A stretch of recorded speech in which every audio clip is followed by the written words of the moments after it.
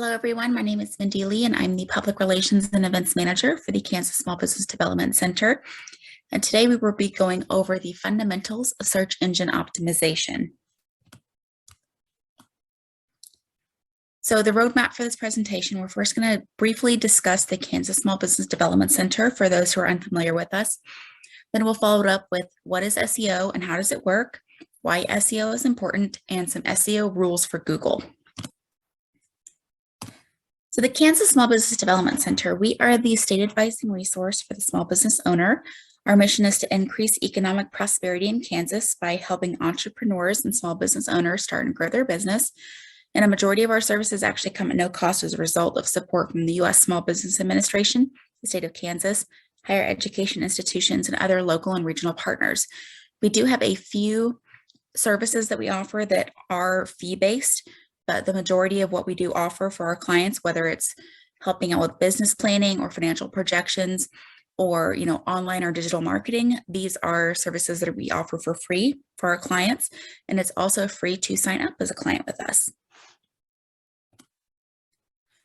So we'll go ahead and dive right in. What is SEO and how does it work? So SEO stands for search engine optimization. At its core, SEO is the process of making your site rank as high as possible in Google when someone types in whatever it is that you sell, promote, or talk about.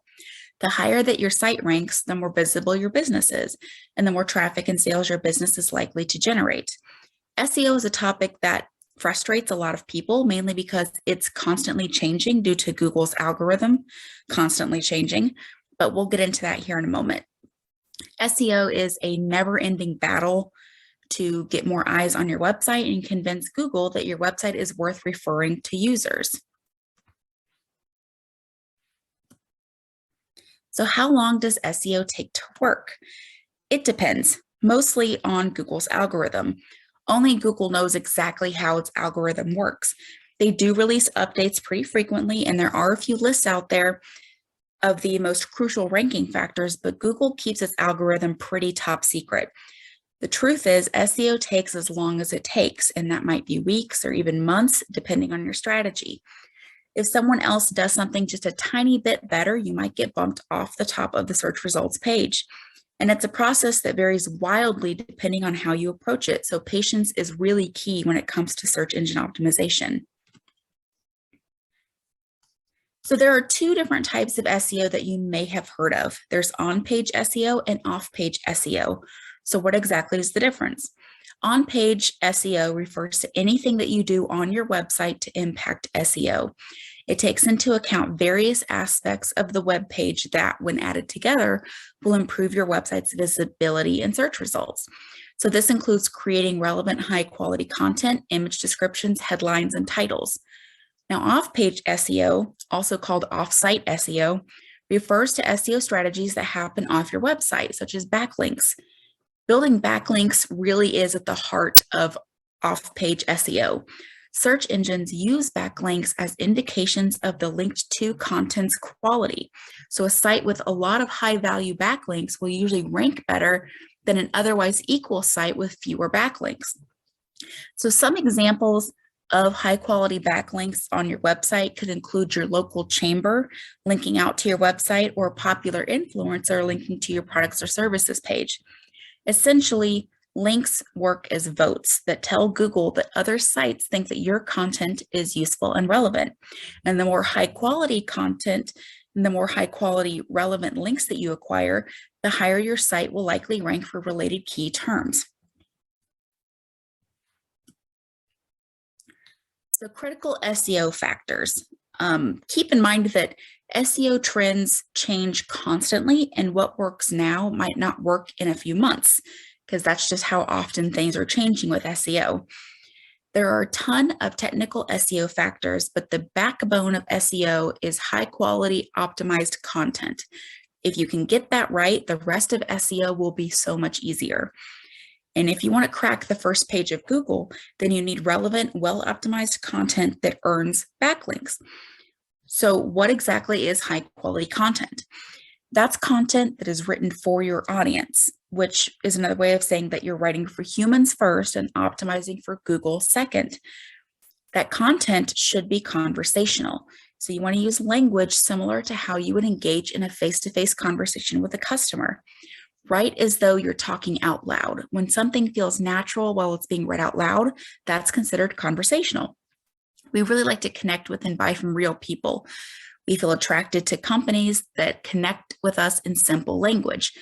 And that's more of a subconscious thing. We don't really consciously realize we're doing it, but subconsciously, there is that connection there.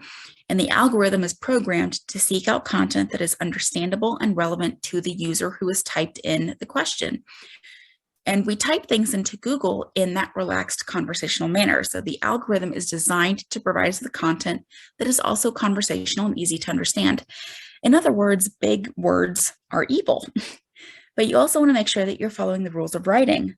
That includes proper grammar, proper spelling, because at the end of the day, Google is still a machine. It needs to be able to understand what you're saying. And for those who might not have a very strong writing skill or writing ability, Grammarly is a free extension that you can add to your Google Chrome that helps with spell check and basic sentence structure. So if you're not the best writer, this tool can really help you. And you can also hire a copy editor or have colleagues review your content to double check for errors. In terms of high quality content, Google also will look at the context. So what is this web page, article, or paragraph about? As humans, we are looking for information. Our brain doesn't just scan an article for the main keywords. We read the whole article to see if it answers our question. And Google is designed to do the same thing so that it can provide us with the best and most relevant information to answer our questions. Next is metadata. So metadata is the title and lines of text that show up in the search results page. So for example, if you Google who killed Carol Baskin's husband, here is the metadata that you will see. The metadata tells the user what they can expect to find if they click on the page. And optimizing metadata is pretty simple. It's relevant keywords. You want to keep it concise, around 160 characters, and keep it clear so that users know what to expect when they click on the link. User experience also impacts rankings. User experience, also known as UX, I'm sure you've seen UX pasted throughout anything that you read on SEO, you're going to see UX in there, but that stands for user experience. User experience plays a substantial role in how well your website will rank on Google. However, user experience depends on a ton of factors like site infrastructure and layout, content, and so forth. So it makes it a little hard to measure. So how do you improve UX, or how do you improve your user experience? You make your website easy to navigate.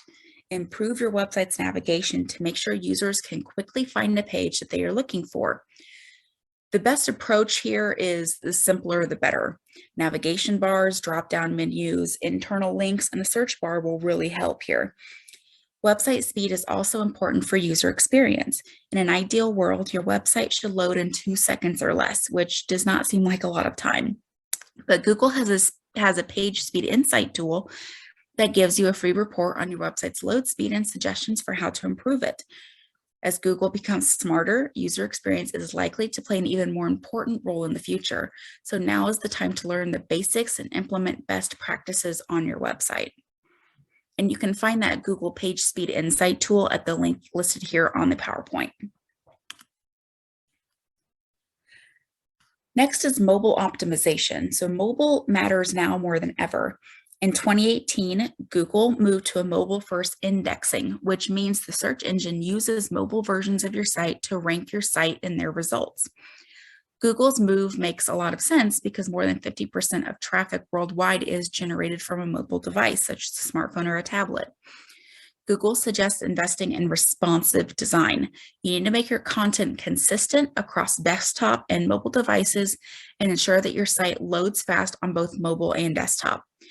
In short, you need to up your mobile game or your site will languish at the bottom of Google search results. Now, when it comes to voice search, there's a lot of conflicting information out there. Google said way back in 2016 that voice search made up about 20% of all searches performed in the Google app. Today, over a quarter of all Americans own some sort of a smart speaker. So voice search has been growing in popularity and will likely continue to do so. It shouldn't be your number one SEO priority, but it does make sense to start optimizing for voice search. And optimizing for voice search also harkens back to creating that conversational content for your website. So writing in a conversational tone equals optimizing in some way for voice search. Including an FAQ page on your website can also help optimize for voice searches. Voice search optimization is not a must-have right now, but it can make sense for Google in general and may give you a leg up in the future. Because SEO is just ever evolving. Every professional would love to find the magic formula that rockets their website to the top of search results and keep it there forever. But unfortunately, SEO does not work that way. There are rules and best practices, but the core of SEO is about figuring out what works for your website or your client and then changing it when it stops working. So my final advice really is this when it comes to SEO factors. Keep a close eye on your competition, follow best practices, writing conversational quality content for your audience, developing clear, concise metadata, and ensuring a great user experience on your website are some of the basic things you can do to really optimize your website for search engines. So why is SEO so important?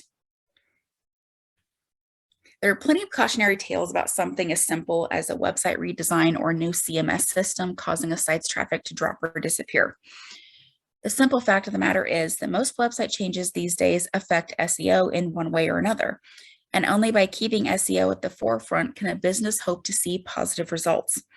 So as technology continues to evolve, users will constantly deal with new ways of searching, new devices to search on, and new types of searches like voice search. But the one thing that will remain constant is why people search. One day we might be, overrun by AI or upload our consciousness into the singularity. But until then, we will still need to solve problems and accomplish tasks, and some form of search will always be involved in that. So we're going to cover some basic SEO rules for Google. And I specifically cover Google because they have over 96, 97% of the market. People use Google more than Bing or Yahoo or really anything else. So when you're optimizing your SEO, you really want to think about Google. You want to keep Google in mind. So rule number one, never abuse keywords. Keywords tell the search engines what your page is about. Years ago, marketers would use the same keyword over and over in an attempt to signal to Google that they were relevant to that term. The thought at the time was if Google ranked you number 2 for a keyword that you used 10 times, then it would rank you number 1 if you used it 20 times. Well, that only lasted a really short time because those who used keyword stuffing as a way to manipulate search results found themselves without any traffic at all. Now, keyword stuffing is one thing that marketers try to stay away from as much as possible.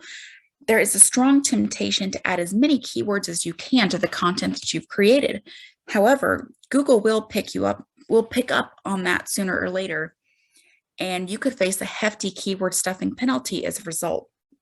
Keyword stuffing not only makes your content read like crap, but it also dilutes ranking signals. So this is kind of what I mean by that.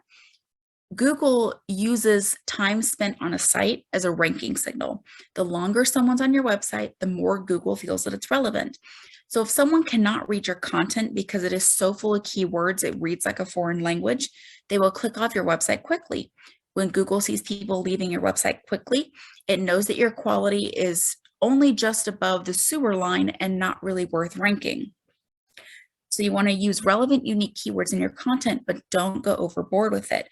Remember, Google is looking at the overall context of your content, not just the keywords. Rule number 2, create unique content. A great SEO strategy always involves generating unique content. Making sure that your content is useful and well-written is just as important as the SEO strategy that you design for it. So let me put it to you like this. If your content isn't unique, few people will read it. When fewer people read it, fewer ranking signals are shown to Google, and well, you know the rest. Unique means more than just quality. You need to provide something that your readers haven't seen before. Don't just copy paste content from other websites. Not only is this not unique, but Google only gives credit to the original author. So if you simply copy what someone else wrote, you won't show up at the top of their search results page. Rule number 3, don't use low quality links. There is so much focus on getting other websites to link to your website, like what we covered earlier, that many people forget that external links from your website to another website are important as well. You must make sure that your external links all lead to quality content. Don't just link for the sake of linking, or you will shoot your SEO strategy in the foot. Bad or broken links will frustrate customers and can affect your Google rankings, which is also why you need to update your site regularly. Take your time and really choose links that are relevant and impactful. Those are the relationships that you want to build and the quality that Google will reward. With that in mind, I also recommend not linking to content that already ranks higher for the keyword that you're trying to rank for. Essentially, by doing that, you'd be showing Google that their content is slightly better than yours. Rule number 4, update your website on a regular basis. Have you ever been to a website that hasn't been updated for 10 years? Did you stay long? If you're like the majority of internet users, the answer is no. Staying active on your website and update your channels regularly. It's virtually impossible to see any rankings increase from an inactive website. And don't be scared to update your content. In fact, you will regularly see articles with short notes at the top that say something like, updated for 2020. This is why it's important to analyze your content to find out what isn't working. You can update content that isn't ranking and attempt to get it to rank higher in search results. Or if there's new information that you need to add to an old blog post, that can be a great opportunity to get that content to rank higher. Rule number 5, finally, keep an eye on your site speed. We briefly talked about this earlier when we discussed critical SEO factors, but this is such an important point that it needs to be mentioned twice. People on the internet are lazy and impatient. We want results and we want them now. If a website is taking too long to load, users will not wait. They'll click off and they'll look somewhere else. You need to make sure that your website is quick and responsive. Google provides that free tool that I mentioned earlier that will analyze your website and give you an overview of your website performance for both mobile and desktop.